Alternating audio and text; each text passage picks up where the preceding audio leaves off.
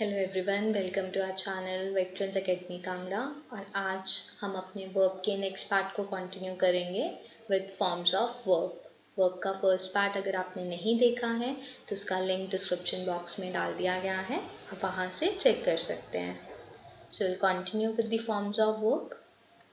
Forms of verb में we have three forms of verb, first, second and third. This first form of verb is known as the base form of verb. अब इसे base form क्यों कहा जाता है? क्योंकि first form of verb में ही आप ing, ed, s और es आपने जो भी इंट्रोड्यूस करना है आप on the first form of verb में ही इंट्रोड्यूस कर सकते हैं. अगर हम एग्जाम्पल देखें, we have go, went, gone. Now this go is your V1, went second and gone third. Go ing लिखा, going. We have another reach, reached, reached. Reach is first form of verb. We introduce ed. S और es भी हम only first form of verb में ही introduce करते हैं जब हम verb को सिंगुलर या प्लूरल बनाते होते हैं. सब्जेक्ट सिंगुलर होता है तो हम एस और एस लगाते हैं और वर्ब को सिंगुलर बनाते हैं. सब्जेक्ट प्लूरल होता है तो एस और एस का यूज नहीं किया जाता है. तो इस वजह से V1 को हम बेस फॉर्म ऑफ वर्ब बोलते हैं. अब हम आगे देखते हैं कि हम V1 को कहाँ कहाँ एज सच यूज करते हैं. प्रेजेंट टेंस में routine, repeat actions, habitual actions and universal truths, इन्हें शो करना है तो V1 को एज सच यूज किया जाता है. एग्जाम्पल देखते हैं. I have breakfast at 8. यहाँ हैव आपकी एज V1 यूज हुई है. आई हैव ब्रेकफास्ट एट 8 आपको रूटीन एक्शन बता रहा है कि ब्रेकफास्ट कब किया जाता है, एट 8. हैव V1 कैसे हैं? हैज़ और हैव एज V1 यूज होते हैं. V2 इनकी हैड और V3 भी इनकी हैड रहती है. हैज़ जब सब्जेक्ट सिंगुलर होगा, हैव जब सब्जेक्ट प्लूरल हो या फिर आई हो या यू हो तो उनके साथ हैव लगता है. So I have breakfast at 8. This is showing you a routine action. He reads book. Again, reads. It is first form of verb of read. Right? Read के साथ आपने s और es यूज करना है. We use s here. He reads book. यहाँ आपको habitual action बताया जा रहा है. He is a singular subject. The verb is singular. Next, the earth revolves round the sun. Revolve here is first form of verb. Again s because earth is singular. Now this example is showing you a universal truth. So in cases where we need to show routine, repeat actions, habitual actions and universal truths, हम V1 को as such use करते हैं. Here it is a habitual or you can say routine action. It is a habit. It is a universal truth. So first V1 को as such इनमें use किया जाता है. Next, अगर sentence में did word use किया गया है then V1 is used. Like some members of teacher union did not want. यहाँ did आपकी second form of verb use की गई है. पास्ट इंडेफिनिट को हम जब नेगेटिव बनाते हैं तो did के साथ not का यूज करते हैं और जो आपकी वर्ब मेन वर्ब है वो V1 यूज की जाती है. और इन अदर वर्ड्स जहाँ पर भी did प्रेजेंट होगा वहाँ पर V1 ही यूज किया जाएगा क्योंकि did ऑलरेडी पास्ट में चला गया है. Second form of verb use कर ली गई है तो नेक्स्ट वर्ब जो है वो फर्स्ट फॉर्म में रहेगी. did not want to go on strike. Again here it is two word and two के बाद again V1 because ये क्या बना दे रहा है, infinitive बना रहा है.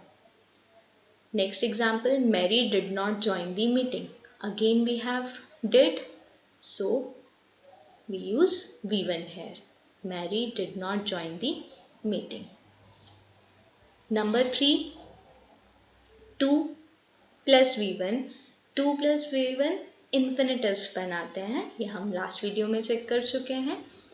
Like they decided to go there. Decided to. 2 के बाद we use V1. Harry will decide to go there. Again 2 V1. So 2 के बाद भी हम V1 का यूज करते हैं. These make infinitives. Next is modals plus V1. अब what are modals? Modals describe the tone of sentence. Why they are used? They are, or you can say they deciding tone of sentence. तो we use modals. Tone of sentence जैसे कि duty, compulsion, option, willingness. इन्हें जो words describe करेंगे उन्हें क्या बताया जाता है, models. Like shall, can, could, would, must, ought to. These all are modals. Now here I could go there. तो modal के साथ आपका क्या यूज होगा, V1. I will do not favor you in this task. Again will is your modal and we have V1. I should complete this work by evening. Again should V1. तो जहां पर भी models use होंगे वहां पर V1 को use किया जाएगा. Moving on to the next is bare infinitives. Bare infinitives like dare not, need not, make, let, had rather, had better, had sooner, would rather, would better, would sooner. इनके बाद we never use to. To को use नहीं किया जाता, always V1. For example, you need not to worry नहीं होता है, you need not worry. He had better gone there नहीं होगा, he had better go there. Clear? So these are some words, dare not, need not. These are your bare infinitives, and bare infinitives के बाद ना तो to use होगा, ना second form, ना third form. We'll always use V1 after them, right? So this was about your first form of verb. First form of verb में हम एक बार रिवाइज कर लेते हैं कि कहाँ कहाँ first form of verb as such use होगा. In present tense when you need to show routine, repeat actions, habitual actions and universal truths. Second, in case did is present in a sentence, so again we will use V1 here, did plus V1. To जहाँ पर present है वहाँ पर भी V1 का use करेंगे, infinitives बनाते हैं. Modals जहाँ होंगे like could, will, should, shall, ought to, might, इनके साथ भी क्या यूज होगा, V1 होगा. bare infinitives है, इनके साथ to नहीं यूज होगा, V1 यूज होगा. like you need not worry, he had better go there. Next comes the second form of verb. Second form of verb always as such past indefinite tense में use की जाती है. Past indefinite tense में क्यों use की जाती है, जब हमें इन्वेंशंस, हिस्टोरिकल इवेंट्स शो करने हैं. Like India got independence in 1947, तो it is N historical event, तो यहाँ पर V2. Columbus discovered America, again V2 invention है, तो गेट की सेकेंड फॉर्म गॉट है, डिस्कवर की सेकेंड फॉर्म डिस्कवर्ड है. तो इन्वेंशन और हिस्टोरिकल इवेंट बताने के लिए हम V2 का यूज करते हैं. कुछ सेंटेंसेस होते हैं जो it is high time, it is time, इनसे स्टार्ट होता है। इनमें एक जर्नल मिसकंसेप्शन रहता है कि हम इनके बाद शुड लगा देंगे, जैसे it is high time you should start study, तो इट इज़ रॉन्ग। शुड को यूज़ नहीं किया जाता है इनके बाद, हम डायरेक्ट V1 को यूज़ करते हैं।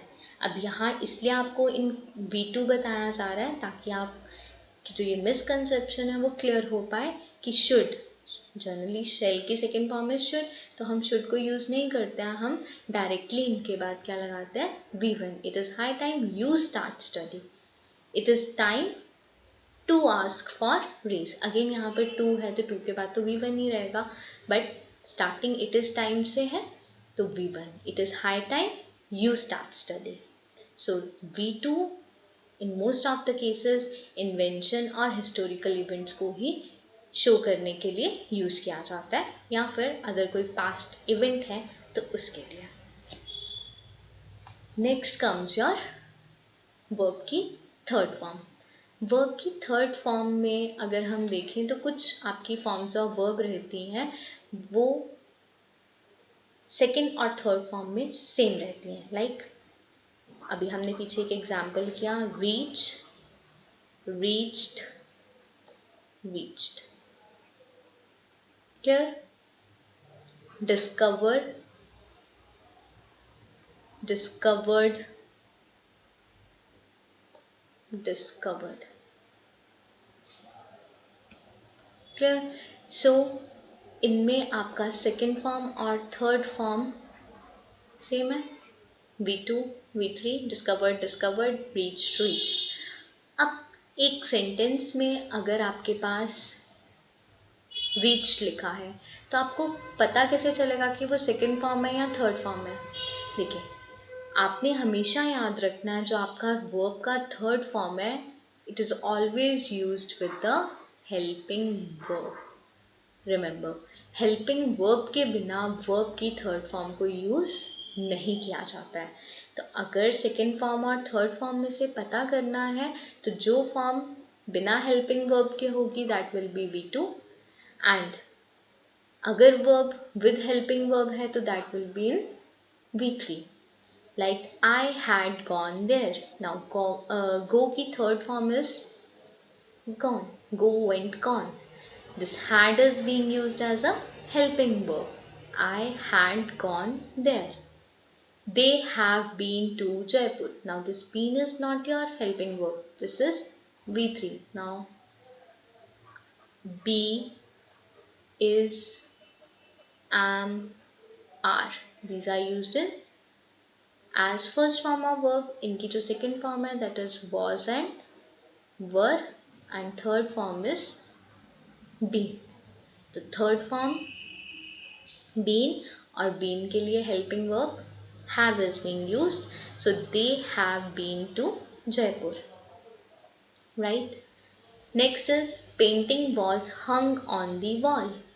Again this hung is your V3, V3 of hang, and this is your helping verb. The painting was hung on the wall. The murderer was hanged. Again this is your verb की third form of hang, and was is your helping verb. अब यहाँ पर मैंने आपको hung बोला, hung भी third form है hang की और hanged भी थर्ड फॉर्म है hang की, तो दोनों में से करेक्ट कौन है? लाइक hang, hang के लिए हम hung भी यूज करते हैं एज सेकेंड और थर्ड फॉर्म, और hanged भी यूज करते हैं। नाउ क्वेश्चन इज कब किसे यूज करेंगे, राइट? हैंग, हंग, हंग। हंग हंग कब यूज किया जाता है? When we are talking about things. Hang कब यूज किया जाता है? When we are talking about person. Person को हैंग किया जा रहा है, then it is hanged, the murderer was hanged. Thing को हैंग किया जा रहा है, painting was hung on the wall. But in case किसी बॉडी पार्ट की बात करते हैं तो for person we also use hung his head, right. तो हंग हिज हेड में पर्सन की बात कर रहे हैं, बॉडी पार्ट की बात करेंगे तो we use hung. But in case things की बात हो रही है, हैंग हंग हंग। पर्सन की बात हो रही है, hang hand hand. Next is I had breakfast before they arrived. अब यहाँ 2 बार हैड, तो in first case this is your third form. Third form किसकी है ये? We have has and have as V1 और had as V2 and V3। V2 has आपका had है और V3 भी had है, तो यहाँ पर had वर्ब की थर्ड फॉर्म है और ये आपका हेल्पिंग वर्ब है। तो ऑलवेज रिमेंबर V3 हमेशा हेल्पिंग वर्ब के साथ ही यूज किया जाएगा। In next case, it is also used as an adjective. Now, what is an adjective? Adjective is basically a word which tells you about the quality of noun. Noun क्या है? Noun name है person, place और thing का, और उस noun की जो quality word बताएगा that is known as adjective. या हिंदी में जैसे आप विशेषण बोलते हैं, जो संज्ञा की विशेषता बताते हैं, जो वर्ड्स नाउन की विशेषता क्वालिटी को बताएंगे, those are known as adjective. जैसे in this sentence the broken window was mended. अब यहाँ पर वर्ब वॉज है, मेंडेड है, मेंडेड एक्शन हो रहा है तो वॉज लगा है, then it is V3 and it is a helping verb. लेकिन ये ब्रोकन जो V3 है वो वर्ब ना होकर क्या है? एडजेक्टिव। क्यों है एडजेक्टिव? क्योंकि यहाँ पर नाउन क्या है? Window. Window is a noun और विंडो की क्वालिटी कौन बता रहा है? ब्रोकन। कि विंडो कैसी है? टूटी हुई। The broken window was मेंडेड। तो विंडो टूटी हुई कौन बता रहा है? This word broken. तो ब्रोकन यहाँ पे वर्ब नहीं है। वर्ब तो बेसिकली आपको एक्शन, स्टेट ऑफ बीइंग और पोजीशन बताते हैं ना, तो यहाँ ये ब्रोकन एक्शन है, ना ही पोजीशन है, ना ही स्टेट ऑफ बीइंग है। यहाँ पर ब्रोकन क्या है? आपका एडजेक्टिव है। विंडो की क्वालिटी बताई जा रही है, तो V3 here it is adjective. Clear? Broken is the third form of break. Break, broke, broken. Break is your first form of verb and broken is the third form of break. Next is he is mending the damaged door. Again, this is your helping verb and mending is your verb के साथ ing and this is your helping verb. So basically this portion is the verb. This damaged is the quality of door और door क्या है? आपका noun है। Noun है क्या? नाम है किसी भी person, place, thing, emotion, feeling, इन सब का नाम क्या है? नाउन। और इनकी जो वर्ड्स क्वालिटी बताते हैं these are known as adjective. तो डैमेज्ड आपका यहाँ पर क्या है? अगेन एडजेक्टिव और डैमेज का थर्ड फॉर्म। क्लियर? तो हमने देख लिया V3 को हम एज एडजेक्टिव भी यूज कर सकते हैं। Now here is a few forms of verb जिसमें थोड़ा सा डाउट रहता है, like fall, fell, fallen. Fail, felled, failed. यहाँ जो ये आपके V1 है, these are second form of verb and this is your third form of verb, right?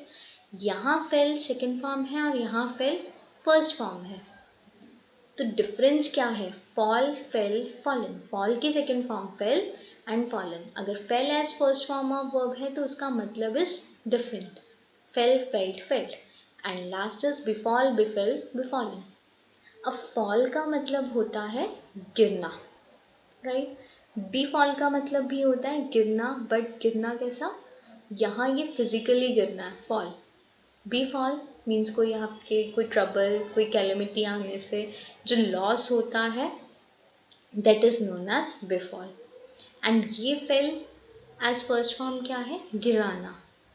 Clear? Like child fell down, तो यहाँ चाइल्ड फिजिकली गिर रहा है, this is your B2 of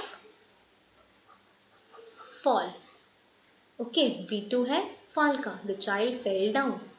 The woodcutter felled the trees last week. Here it is V2 of fell. Right? Here it is V2 of fell. Fell, felled. तो यहाँ क्या मतलब है? वुड कटर ने trees को लास्ट वीक गिराया. Right? तो failed यहाँ पर V2 है. यहाँ फेल V2 है फॉल का और फेल्ड यहाँ पे V2 है फेल्ड का. क्लियर? इधर आपको यहाँ पे मेंशन कर दे रही हूँ. फॉल V1 है और V2 फेल है. फेल V1 है और फेल्ड V2 है. A calamity befell the village last week. This is again V2 here of befall. befall V1 है और इसका V2 is befell. तो यहाँ पर लॉस हुआ है. राइट? तो फिजिकली गिरना it is fall, some loss it is befall and गिराना is fell. Next is gerunds. तो जेरेंड्स की बात हमने पहले भी करी थी बट हेयर हम इसको डिटेल में समझेंगे. Gerund is V1 plus ing जब ये नाउन का काम करता है. Right? Gerund V1 plus ing noun का काम करेगा then it is known as gerund. Right? Basically V1 plus ing आपको क्या बताते हैं? वर्ब. राइट? अगर हम इन्हें एग्जाम्पल से चेक करें तो for example your first example is child is swimming in the pond. अब यहाँ देखिए स्विम प्लस ing, इसकी वर्ब की फर्स्ट फॉर्म इज स्विम और स्विम प्लस ing मिलकर क्या बना रहे हैं? स्विमिंग. एक्शन क्या हो रहा है फर्स्ट सेंटेंस में? The child is swimming in the pond. तो यहाँ स्विमिंग क्या है? एक्शन है. एक्शन है तो it is a verb.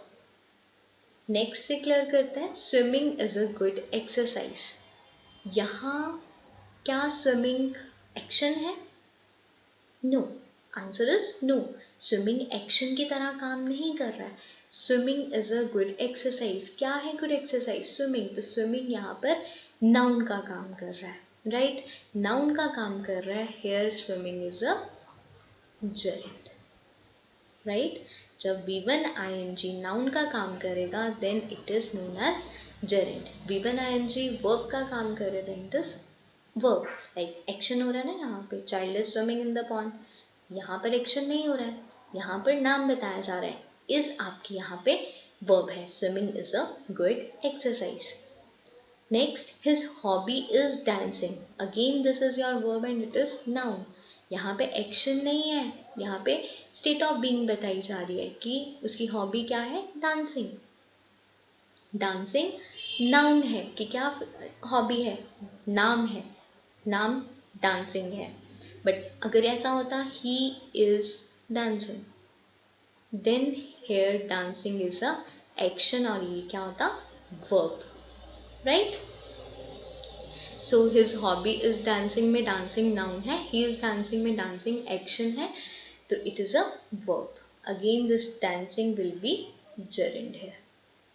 Right? तो आई होप जेरेंड और वर्ब में डिफरेंस क्लियर हो गया होगा कि V1 ing वर्ब का कब काम करता है और V1 ing नाउन का कब काम करता है. इसके बेसिस पे we have some rules. Like insist के बाद वी यूज ऑन और ing. राइट? इंसिस्ट के बाद टू या V1 का यूज नहीं किया जाता है. इंसिस्ट के बाद ऑन प्लस ing यूज किया जाता है. Like they insisted to have tea. So this part of the sentence is wrong. They insisted on having. तो have first form है, उसके साथ ing लग गया. They insisted on having tea. So this is correct sentence. We insist to work hard. तो to लगने की वजह से it is wrong. We need insist on working hard. तो insist के बाद on और ing का यूज किया जाता है. Next is prevent, hinder, check, stop. From और ing यूज करते हैं. प्रिवेंट, हिंडर, चेक, स्टॉप इनका मतलब रोकना है. फ्रॉम और ing like example is they prevented him from going there. तो प्रिवेंट लगा, उसके साथ फ्रॉम और गो ना लगकर क्या लगेगा, going, GOING, they prevented him from going there.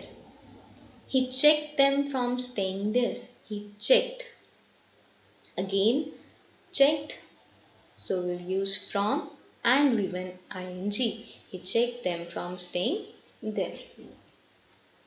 Next is अगर prefer लगता है, prefer के साथ preposition to को use किया जाता है और to से पहले हम noun को compare करेंगे, not verb को। तो इसलिए हमें ing की रिक्वायरमेंट रहेगी वर्ब के साथ, ताकि उससे हम जरिंग बना सकें। Like he prefers to run than to walk. तो यहाँ देन का तो यूज़ नहीं करेंगे बिकॉज प्रेफर के साथ तो टू यूज़ होता है और टू से पहले हम एक्शंस को नहीं कर सकते हैं, तो this part is wrong. He prefers running to walking. Prefer के साथ तो टू ही लगेगा और टू से पीछे हमें नाउन चाहिए, तो नाउन रन का बनाना है, it is running to walking, किसे रनिंग पसंद है rather than walking. They prefer to read than to write. Again wrong. They prefer reading to writing because to say we need to compare gerunds, right? We need to compare nouns. So reading to writing. Clear? So before moving on, I'll make you revise the points. gerunds के case में V1 ing noun का काम करेंगे, then it is gerund. insist के साथ we use on and ing. insist के साथ on और ing यूज होगा। prevent, hinder, check, stop होंगे वर्ड्स, तो from और ing यूज किया जाएगा। prefer है, prefer के साथ preposition to यूज होती है और to से पहले भी नाउन चाहिए और to के बाद भी नाउन चाहिए, क्योंकि हम कंपैरिजन नाउन का करेंगे। तो reading, writing, running, walking. next is present participle. तो प्रेजेंट पार्टिसिपल आपका वर्ब के साथ ing लगाकर, अब वर्ब के साथ ing लगेगा तो ये भी वर्ब, एडजेक्टिव और कनेक्टर बनाएगा, right? Verb, adjective and connector. Now how it is possible? Will take some examples. इसमें चेक कीजिए, फर्स्ट एग्जांपल है the child is laughing. The child is laughing में एक्शन क्या हो रहा है? लाफिंग। तो V1 प्लस ing यहाँ किसका काम कर रहा है? वर्ब का, because it is an action, so child is laughing, right? Next example देखते हैं, the decaying matter is used as manure. यहाँ पे वर्ब तो इज है, right? Is used as manure, तो is used as a verb. तो decaying क्या है? Decay is your first form of verb and decay के साथ क्या लग गया? ing, बट यहाँ पर V1 ing किसका काम कर रहा है? एडजेक्टिव का। हाउ? मैटर इज नाउन और मैटर की क्या क्वालिटी है? डिकेइंग। तो डिकेइंग आपकी क्वालिटी बता रहा है नाउन की, तो यहाँ पर नाउन एडजेक्टिव हो जाएगा। V1 ing एक्शन का काम करेगा तो वर्ब है, V1 ing एडजेक्टिव का काम कर रहा है यहाँ पर, जैसे नाउन की क्वालिटी बताएगा, तो it is an adjective. Next is be plus ing, तो being, right? Being an honest man he always tell the truth. तो यहाँ पर ये दो सेंटेंसेस को ज्वाइन कर रहा है, honest man he always tells the truth. तो बीइंग यहाँ पर क्या है आपका? Connector, right? Being is your connector. अब आपने ध्यान रखना है कि बीइंग से जब कनेक्ट कर रहे हैं हम सेंटेंसेस को, तो जो कॉमा से पहले वर्ड है उसी के बारे में बात होनी चाहिए। लाइक कॉमा से पहले we are talking about an honest man and this honest man is the one who always tell the truth. Clear? Comma से पहले और बाद वाला मैच करना चाहिए। ऑनेस्ट मैन है, ही है। He being a destitute, I admitted him to an old age home. Now suppose अगर यहाँ पर हम he ना लिखें, he being a destitute he ना लिखें तो being a destitute I admitted him to an old age home. यहाँ पे destitute का क्या मतलब है? destitute होता है बेघर इंसान, और इससे आप बोल सकते हैं poorest of poor, right? तो destitute कॉमा से पहले है, destitute की ही आगे बात होनी चाहिए थी. तो अगर वो destitute है तो why I admitted him to an old age home, right? Destitute किसको बता रहा है अगर ही ना हो तो? आई को. और आई एडमिट कर रहा है किसी को ओल्ड एज होम में, तो यहाँ पे ये सेंटेंस गलत हो जाएगा, राइट? तो यहाँ पर we need we need he here. क्यों चाहिए हमें ही? बिकॉज so यहाँ we need he being a destitute I admitted him to an old age home. because अब destitute कौन बनेगा? he. यहाँ ही को रिप्रेजेंट किया जा रहा है कि वो destitute है, इसलिए मैंने उसे ओल्ड एज होम में एडमिट करवाया. Being an honest man he always tells the truth. तो जो कॉमा से पहले वर्ड है उसी के बारे में हमें आगे बात करनी है. तो कॉमा से पहले डेस्टिट्यूट, और डेस्टिट्यूट कौन है? ही. अगर ही ना लगाएं तो बीइंग अ डेस्टिट्यूट कौन बन जाएगा? आई. तो वहां गलत हो जाएगा. He being a destitute I admitted him to an old age home. Again while he was walking for the bus, again one connector is here while. तो यहाँ पर भी अगर हम he was को यूज ना करें while walking for the bus, if we don't use he was, while walking for the bus a brick fell on his head. तो बस के ऊपर ब्रिक नहीं गिरी है, किसके ऊपर गिरी है? his head.